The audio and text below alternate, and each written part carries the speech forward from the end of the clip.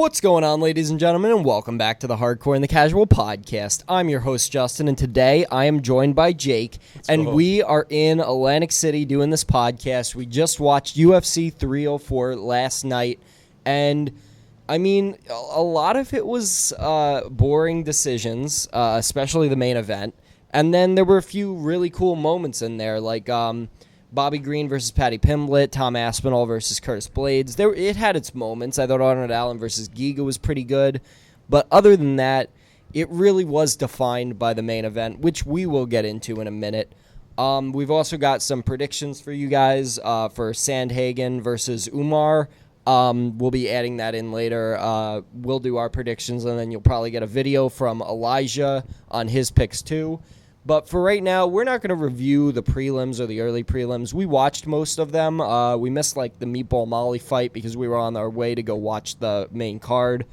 But yeah, other than that, it seemed like a pretty good card. A lot of decisions, so we're not really going to cover that. If you want to see what our predictions were, you could go to the last episode, and we have them all there, and you could see what we got right and what we got wrong. But at the end of the day, I won my title back from Elijah. He's not here, but he'll have to congratulate me and officially hand this over to me on the next podcast. But I did win it, so I am having it on right now. What did you think about the card, Jake? Did Meatball Molly win? No, she lost. She lost? Yeah, she lost to Bruna Brazil. How'd she lose? I think by decision. I'm pretty sure by decision. We could check that right now. Just give me a second. She folded? Yeah, but she's been folding a lot lately. Like, she hasn't really had a long win streak since, like, 2021. Yeah, it was decision to Bruna Brazil. Nathaniel Wood won, Jake Hadley won. From what I heard from Matt, he said that Meatball Molly was kind of getting beat up when he watched the screen. Yeah, too many meatballs. Yeah, I think Bruna Brazil's like a takedown artist, so Molly is a stand-up girl. She doesn't really have too much of a ground game. But, oh well, that happened. Another little thing that I want to touch on, Makhachev won in his fight against Manal Kopp, and in the post-fight interview, Dana White said he is going to the PFL. Makhachev won the fight where all that tension, and then they did nothing through 10 minutes, and then finally started heating it up in the last round. Dana White doesn't want him around anymore, so he sent him off to the PFL. So good luck to Makhachev in the PFL. He might also get signed at 1. I wouldn't doubt that he gets signed at 1 FC rather than the PFL, but yeah, so Makhachev, he's a free agent now, no longer with the UFC. Put on a somewhat decent performance, but yeah, no, I mean, it was so lackluster compared to what it was. It was probably good that they put it on the prelims, but the hype deserved the main card. But Christian Leroy Duncan versus Gregory Rodriguez was an awesome fight, so that definitely heated up the main card. So, but other than that, what do you want to start with Arnold Allen versus Giga and talk about it a little bit? Yeah, I didn't see that fight. Yeah, you were gambling during that fight. A little bit. Yeah, so Arnold Allen versus Giga, that was a good fight. Giga tried hitting a lot of head kicks on Arnold Allen. None of them really worked, and Arnold Allen took home the decision. I gave, like, the first round to Giga and then the second 2 rounds to Arnold Allen. He started to really turn it up, and I don't know what happened to Giga, man. He used to be, like, the prospect, like the prospect, but now Arnold Allen coming back from a couple of hard losses to Max Holloway and Evloev gets a big win over a top 10 guy. So Arnold Allen back in discussion in his home crowd. Yeah, no, it was a good win for Arnold Allen. I think that he should probably fight the winner of Sterling versus Evloev. But he said he didn't want either of those fights. He didn't want his crotch to get sniffed, which we'll be talking more about that in a few minutes. Christian Leroy Duncan versus Gregory Rodriguez. They slanged and banged. They threw down. Awesome fight. Not much of a really, like, it didn't mean too much for the middleweight division. I mean, neither of these guys are ranked. Christian Leroy Duncan was probably on his way to getting ranked, but Gregory Rodriguez shut that down. Good performance. So, yeah, I was happy with that fight. It was good for the main card. It was a good fight. So, all around, good fight for the main card. I enjoyed it. Next up, a fight that we definitely watched, Paddy the Baddy versus Bobby Green. Oh, Paddy the Baddy. Yeah, so Paddy the Baddy versus Bobby Green. Paddy finished it in the first round in 3 minutes and 22 seconds. He got that arm triangle in. He first went for the guillotine after Bobby Green shot for some reason. Why did Bobby Green take a shot? I don't know, but he got the guillotine, switched it to an arm triangle, and then got the arm. Bobby Green was already out cold. He was unconscious by the time his arm snapped, so didn't wake up for a little while. That was kind of a brutal finish, but the crowd went nuts when we were watching it at the bar. So breaking news: this just in: Paddy the Baddy is 20 pounds heavier. Oh yeah, right now he's already back up to being fat again. 20 pounds last night. Yeah, I really wouldn't doubt it. I mean, 16 large pies by himself. Yeah, he just sat there eating all. No, he actually didn't eat anything in the post-fight interview, which is weird. I would think he'd already have like a pizza. Nah, come on. You don't think so? I don't think so. Maybe not as bad. Someone on the card, a couple pounds. It was Bilal Muhammad. He said, "Oh yeah, like my trainer's been making me all healthy food. I just want to eat some fat food right now." That's probably what Paddy Pimblett's doing right now. But a great win for his home crowd in England. Really, he was the highlight of the night.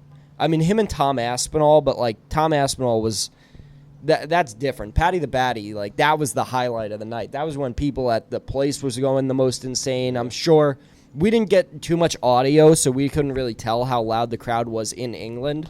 But where we were, crowd was going nuts. So you got any thoughts about Paddy the Baddy? You think he's going to be ranked top 15? Bobby Green deserves to be top 15. Paddy the Baddy. So Bobby Green was 15th ranked. So now Paddy the Baddy is probably going to be 15th ranked right now. Who were like name like 3 or 4 fighters that are like in front of him, like 9, 10, 13, Jalen Turner, Dan Hooker, Benoit Saint Denis, Moicano, a couple of guys like that are in like the top 15. They're like 15 through 10. I think he could definitely beat. But all those guys that I just named have fights lined up other than like Jalen Turner. I don't think Jalen Turner does, but I think Paddy the Baddy could beat his ass. I think he could too. I think Paddy the Baddy is a problem for a lot of these guys in the division. If you just take out Bobby Green that easily, who hasn't been submitted since 2009, hadn't been submitted since 37 or 38. Right? Yeah. And he hadn't been submitted since 2009, and now Bobby Green gets submitted by Paddy the Baddy in the first round. I mean, it was a strategical error taking that shot, but at the same time, for Paddy to be able to capitalize, that's pretty good. Does Bobby usually fight the way he did? Like how he was like all like really into it, like like low and shit? That's how he usually fights. He just usually doesn't shoot for takedowns. Like I don't know why he shot for takedowns. That was a little weird. Probably shouldn't have done that. That was a strategical error. But other than that, Paddy the Pimblet, Paddy the Baddy was he really showed that he is high level, making up for the Jared Gordon fight every fight that he has. Tony Ferguson last time, Bobby Green now. Paddy the Pimblet's going to be a problem for those guys in the top 15, and I think a lot of people are going to call his name since he's so popular. They want that big money payday. You call out Bobby Green, or not Bobby Green. You call out Paddy the Baddy. King Green should probably retire. Yeah, and he's not Bobby anymore. He's King. His name is officially King Green. That's what it showed up as. He officially changed his name. I thought it was illegal to change your name to King, but apparently not. So is Paddy not repping the hair anymore? I think he puts it up in the braids just to keep it out of his face. I think he's realized that like keeping it in his face is kind of distracting. Yeah, it's gotta be. So he puts it up in the thing. He still has the bowl cut though. Like you can still see it when it's not in the braids. But so I don't really have anything else to say about Paddy the Baddy. I mean he's broke into the top 15. Was a good fight. Energized the crowd. We loved it here. When we were watching, everyone was going crazy. So it was a good fight. Next up, we got Tom Aspinall versus Curtis Razor Blades. This was a rematch of their first fight where Tom Aspinall got injured in the first minute. And Tom Aspinall comes in with the first round knockout. 1 minute, exactly 1 minute into the fight. Hits him with a jab, misses the right hand, kind of like clocks him on the head a little bit. And then he goes down, flattens Razor Blades out, and starts ground and pounding him. You thought it was a little early, didn't you? You were saying the stoppage? Yeah, the stoppage might have been a little early. Curtis, he looked like he was building back up to his feet. Yeah, I mean, maybe. I didn't say that last night. I don't know. He was hammering him. I was just in shock how he dropped him with that jab from like right here. Yeah. It wasn't like he wound up and he missed the second hook, so he freaking hit him with a jab from maybe traveled a foot, not even, and that was enough power to stun him. Yeah, and so it was that's crazy. It was, I mean, Tom Aspinall has a lot of power. If he hits you with one clean shot, it's not really, he said it in his post-fight interview too, which I went back and watched. He said it's not about having power, it's about having timing. Yeah, that's it. And his timing is impeccable. So I think that's a part of it. I think that was a big part like of it. all heavyweights have power. Yeah. If all heavyweights hit you clean, you're going to get dropped. So it's just a matter of hitting someone clean. And Tom Aspinall is really good at hitting people clean. So, yeah, I mean, man, John Jones is going to be straight up scared of this guy. John Jones definitely does not want this fight. And I don't care what anyone says about John Jones' record or him being the GOAT. Tom Aspinall is the best heavyweight in the world right now, and I think he'd prove that against John Jones. If you don't think John Jones could do that to John Jones, or if you don't think Tom Aspinall could do that exact same thing to John Jones, you're kidding yourself. I mean, I could see it going either way. But come on, Tom Aspinall, if he could do that to Curtis Blades, he could definitely hit John Jones with that. I'm not going to say he can until he does it. Yeah, no, I agree, but I don't know, man. John Jones would have to get it to the floor, and we just saw how good Tom Aspinall's takedown defense is last night. I'm disappointed with Curtis. Curtis Blades. Yeah, Curtis Blades. I was going to say Razor Blades. Well, that's his nickname. I know that's his nickname, but I'm disappointed with him. I wanted to see, like, a little competition, at least go, like, 4 minutes. 3-4 minutes. I wanted to see a fight, and not like that. But Tom Aspinall has the shortest active fight time in the UFC, like average fight time. So, I mean, it was always destined to be a short fight. But his average fight time is 2 minutes and 50 seconds, and he knocked him out in the first minute. So the average just dropped even more. Yeah, he kind of just proved that the last fight was a fluke with the injury. And Curtis Blades gets another disappointing, like, right at the line. Like, he finally made it to a title. Every time he had almost been there, one more fight, he'd get knocked out. Francis Ngannou twice, Derek Lewis, Sergey Pavlovich, and now Tom Aspinall. All 5 of his fights where he almost won a title, he got knocked out in. I feel bad for this man. Curtis Blades, he's a very good fighter. He's just not on Tom Aspinall's level. Aspinall. How many of Aspinall's 18 fights were in the UFC? I think he's had like 8 or 9 fights in the UFC at this point now. He's got 100% finish rate. He's never went to decision. He's never won a decision. Has he ever been finished? I think so, but all 3 of his one loss came to Curtis Blades by injury. So yeah, that's a finish. Like, technically, he got finished because injury in the fight. Yeah, but then the 2 other losses, I think came before the UFC. So I don't know about those. I don't really look at stats outside the UFC. I kind of just look at what you've done since you've gotten to the UFC. Other than if you're like Khabib, where I will point out to the day I die that his first 15 wins were against guys with losing records. Wait, so what, Khabib? Yeah, his first 15 wins were against guys with losing records. For Tom Aspinall's case, you said how many fights has he been champ for?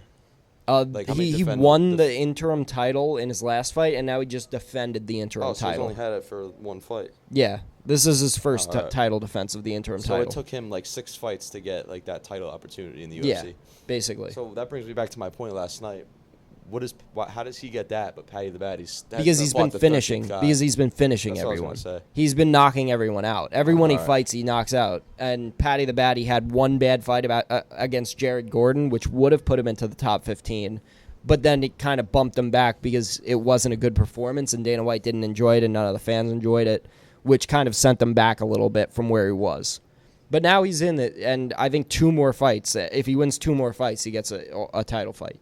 So maybe this time next year in England, he could have a world title fight against whoever, probably Islam, or whoever's the champ, probably Islam. Who's Tom Aspinall going to fight now? He's probably either going to fight, it's probably either going to be, if John Jones and Stipe fight each other and they both retire, he's probably going to fight Alex Pereira for the world title. Alex Pereira will probably move up to heavyweight and he'll probably fight Alex Pereira. If not, then it'll be the winner of Stipe versus Jones, and he'll fight whoever wins that fight. So probably John Jones. But that's only if John Jones says yes, which I am telling you right now, John Jones is not going to take that fight. John Jones doesn't want it. He's going to ask for Alex Pereira because Alex Pereira is the easier fight. He doesn't want Tom Aspinall. He wants Alex Pereira. So, because he knows he could beat Alex Pereira easily. He can't beat Tom Aspinall easily. So, but that's just my opinion. Whatever you guys want to think out at home, that's fine too. Elijah definitely has different opinions on that. But, yeah, so you got anything else to say about Tom Aspinall, or are we about to get into this? I say we get into this. We're going to get into this? All right, go. let's chop it up. So, Leon Edwards versus Bilal Muhammad. 5 rounds decision went to Bilal Muhammad. One judge, just for some admin, one judge gave Leon Edwards the first round and the third round. One judge gave Leon Edwards the third round and the 5th round. And one judge gave Leon Edwards just the third. So, plenty of judges said there were a lot of things that said, like, okay, Leon might have won the first, the third, and the 5th. I'm not going to say that right now. I'm going to say Leon Edwards lost the fight. Bilal Muhammad definitely won the fight by decision. I don't disagree with that. I agree. He won. He won. He won the fight. Now, let's get into the part where Leon Edwards lost the fight, yet still showed that he was more skilled than Bilal Muhammad. Because the positions that Bilal Muhammad thrived in were the positions that Leon Edwards did better in. In the third round, he took Bilal Muhammad's back, and he held him down for the rest of the round. Every time Bilal Muhammad took Leon Edwards back, Leon Edwards got back up, flipped the position, and in the last round, if he had 10 more seconds, he would have finished Bilal Muhammad. He would have. So, I mean, every position that Bilal did, Leon was doing better when he got into those positions. It was just a matter of Bilal got into those positions more often, but he was less effective in those positions. Other than that, Leon Edwards had 2 strategical misses. 2 really big things. He kept letting himself get backed up against the cage. When he was in the open canvas, just right in the middle, he stuffed a Bilal Muhammad takedown very easily. Very easily. He just shucked him off. Then they get up against the cage. Bilal Muhammad will do his tap, tap, tap, and then shoot for a takedown.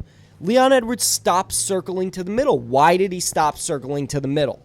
And then the other thing that he did was every time he would flip position, get on top, and then start like attacking Bilal on the ground, he'd just pause. You had 20 seconds left to just rain hell on him, and you just laid there and paused. Just go for it, attack him, elbows, punches, just keep going. Don't stop for that 20 seconds. Why would you stop? Because worst case scenario, Bilal gets back to his feet. And that's fine, because that's where Leon wants the fight, is on the feet. So just keep raining hell. If he gets up, then start attacking again. I don't get why he was pausing so much. I don't get why he let himself get backed up into the cage that much. That's exactly the game plan that Leon Edwards' team should have been looking for, is to circle out into the middle. Leon just stopped doing that, though. You got any opinions? I know you do. I got way too many opinions. Go for it. I don't know what to start with. I don't know. I mean, you kind of hit it on the nail. Like, you hit it right on the spot. But, like, yeah, I mean, I get sometimes they're tired. Leon might be tired, or I don't buy that shit though, man. If you could walk, if you're not falling over and fainting, like, your championship's on the line. Like, that's everything you work for. I don't care if it's your first title defense or your 94th. Like, you know you're losing this fight. No shot in hell you win, unless there's some kind of miracle. So what he did, he busted his head open. He was bleeding. There was like 12 seconds left, and then he paused, and they hit him again, and then he paused, and then he hit him like one more time. And then, like, if he would have just kept, like you said, raining hell on him, he would have been out. I mean, he was bleeding so much. He busted him open with one of those elbows, like one elbow. They would have stopped it, and he would have won with like 6 seconds left or something. I don't know why you would stop. That's number one. I mean, Leon Edwards isn't a finisher in the first place. Like, he doesn't finish dudes. Like, that's not his... He finishes Usman one time, and then everyone starts thinking this dude's a finisher. No. These guys are both boring fighters. Leon Edwards is a point fighter, and Bilal Muhammad is a crotch sniffer. It's sad because he was so open, too. All he had to do was throw elbows. It's not even like he was, like, fully defending himself. Like, even then, you go, like, King Kong and just start banging on him. Like, what's going to happen? He's going to poke your belly button? Like, just go all out on him. And he had him, and he was struggling. So, I don't know. And I don't know about that And part, I hated the fact that everyone was cheering Bilal Muhammad. Like, okay, there are things going on in the world right now that aren't great. And there are some people that are getting hurt around the world. I get that, and I get you want to support your guy because you have your own thing going on in the world. I'm fine with that. The thing is, you're rooting for the most boring champion in the UFC history. You are rooting for boredom. You're rooting to just sit there and be like, I don't want to watch this. You're sitting there like, you're rooting for that. You're literally praying and hoping that a guy that you find boring is going to win the title. Why would you do that? Like, I sat there bored the entire fight because all they kept on doing was getting to the back and then holding them down from the back. Both of them did that the entire time. And it was a boring fight, just like it was always going to be a boring fight. It was always going to go to decision. It was always going to be boring. And Belal Muhammad was always going to just crotch sniff the entire time. So, outside of your own beliefs, and I understand those, Belal Muhammad is a boring champion, and rooting for boredom is just odd to me. Why would you want a boring champion? Don't you want the most exciting guys, the guys that finish people, the guys that are out there putting on performances for you guys so you guys are entertained? Why would you want to watch a title fight, get all excited just to be sitting there like, damn, like, I could be doing anything else right now other than watching these two hug each other? Like, I respect it. Don't get me wrong. I respect Belal Muhammad. I respect his grappling heavy style. I respect that he is able to do this and that he's effective with it. I respect it. It's just not entertaining. So why would you root for it if it's not entertaining? That's my thing. Like, I root for entertaining guys. Max Holloway, Tom Aspinall. I root for guys that go out there and put on performances every single time. I don't root for guys that just crotch sniff for 25 minutes. Literally, that's all he did. He barely tried to finish the fight. He barely tried to strike. He had like a takedown per round. And in the second round, I think he had like 4 takedowns because Leon Edwards wasn't tired at the time and he could just keep on getting up. I don't know. It was just such a disappointing fight. I mean, no, it's not even disappointing because I knew that was going to happen, so I'm not even disappointed. It's just always going to happen like that. I wouldn't even say he's really enjoyable to watch as like a technical fighter. No, not even. Not even like technical enough where it's like, oh, wow, that was pretty smart. I mean, he's just like, I don't know how to explain it. Like, he had a few cool takedowns where, like, he would grab the high crotch, lift him up. He even dropped him straight down on his head one time. Looked like he compressed Leon's neck. That's all good. But then he just stopped doing that, and then he just started doing his normal, like, double leg, get behind him, drag him to the ground, hold him there, wrap the legs around, and then just ride the round out.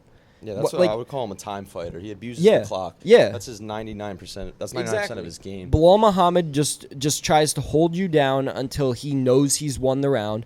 And Leon Edwards just tries to point fight you from the outside, and he never tries to actually go for it. Neither of these guys have initiative. That's the thing.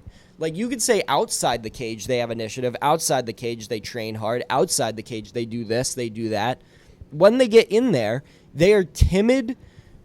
They don't have the resolve to just go for it. Neither of them. They don't care. They don't want to finish people, which is why I don't like either of these guys. But I wanted Leon more because at least he is somewhat entertaining. Jesus. Shut up! That was loud as hell. Yeah, that was loud in my ear. Crazy. Shut the hell up down there. What you guys doing? All right. Other than that, do you have any other thoughts? I was going to say something. What was I going to say? You think about it for a second. Belal Muhammad should fight Shavkat Rakhmonov next. Dana said he didn't like the idea of Leon getting a title fight right away, so it looks like it's going to be Leon fighting like Ian Gary, and then it's going to be Belal Muhammad fighting Shavkat Rakhmonov for the title, and Rakhmonov is going to finish him. 17 fights, 17 finishes.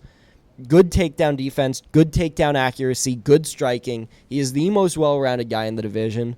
And Belal Muhammad has one aspect of his game. And if someone can stuff his takedowns, he's got nothing. He has literally nothing to offer people if you could stuff his takedowns. I mean, he put the work on Sean Brady, but that's just because Sean Brady is the exact same. Has one aspect that he's good in and sucks at everything else. So, Rakhmonov, he's next. The savior. He's UFC Jesus. As I went to watch Deadpool, so a little reference there. So yeah, Rakhmonov is UFC Jesus. Do you remember what you were gonna say, or? Yeah. People popped for Belal Muhammad. Like, it seemed like for a lot of it, people were rooting for Leon, and there were small pockets of Belal Muhammad fans. but most of the time it was like, oh, go Rock. And then all of a sudden, like, Bilal Muhammad's hand gets raised, and then all of a sudden all the secret Bilal Muhammad fans come out of the woodworks, all start screaming for him. Yeah, I don't know, man. It's just, yeah. I mean, he's a good fighter. Obviously, if you're in the UFC, you're a good fighter, even if you're 1-4. You know, he's technical. He did what he had to do to milk the clock and win. Yeah, I know. We kind of hit most of it. It's just, yeah, I mean, I don't know, man. It just was, I don't like it. Disappointing. A little disappointing. But, yeah, no, you like whoever you'd like. You're allowed to like Bilal Muhammad. No one's telling you not to like Bilal Muhammad. I'm just, it baffles me. That's the problem. You can like who you like, but it baffles me that people enjoy watching Bilal Muhammad fights. Like, he's just not entertaining. And I know there's going to be a lot of people out there saying, oh, like, oh, you respect him. I do respect him. I just don't like him. Like, he's not a good fighter. I don't get it. Like, but yeah, whatever. Yeah, I think, yeah, but at the end of the day, he's champ now. He did what he had to do to win. Yeah, that's the biggest point right now. A lot of different stuff. I just feel like he, yeah, I don't know. I mean, for somebody who grapples so much, he hasn't, like you said, he's never had a submission finish. Exactly. Has he ever finished anybody? Yeah, Knocked like anybody out? I think like two people. One's at the beginning and one like 2 years ago. But he doesn't do submissions. He's not a submission guy. He's a ground and pound and hold you there until the round's over and then do it all over again the next round type of guy. Yeah. So I just want to see more fight. Like we talked about how Leon could have kept going at the end. I know this is a reference. Most people it's going to go over their heads. But in NASCAR last year, it was like the fourth to last race or third to last race. It was a playoff race, and this racer Ross Chastain, like he had to come in like 10th to make the playoffs, or else he was done. And this is like the third round of NASCAR. Like this isn't a world championship fight in UFC. As little as that, not little, but you know what I'm trying to say. And they were racing at a small track called Martinsville, and he was like half of the track away. And you usually go about 90, 100 miles an hour at that track, and he literally floored the gas pedal at the last lap and destroyed his car and rode around the wall to pass the guy, which costs like a lot of money. And he did that so that he could win. And unless you have nothing left and you're out, like you can't breathe or your eyes are closed and you're face down on the canvas, like I feel like Leon should have emptied the tank more. I don't know what he done more. He should have done more. Maybe he's satisfied it's enough. It's as simple as that. But well, Leon, it is what it is. It is what it is. It happened. I respect it. It's whatever. I just don't like it. You can respect something and not like it. I wasn't happy enough for that being a main event. I would have rather seen Bobby Green and Patty the Baddy as the main event if I would have known that was going to happen. Yeah, and that was the best fight of the night. I enjoyed that one the most. Yeah, that one was tough.